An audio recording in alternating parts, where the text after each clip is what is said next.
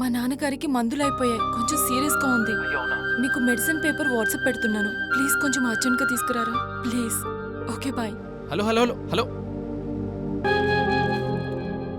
ఏంటండి మీరిద్దరూ చెస్ ఆడుకుంటున్నారు? ఏం జరిగిందని ఎంత టెన్షన్ పడ్డాను తెలుసా? సారీ సూర్య, డాడీకి ఈ రోజుతో టాబ్లెట్స్ అయిపోయాయి. డాడీకి మీ గురించి చెప్పాను, ఎందుకంటే మీరు సైలెంట్ కదా.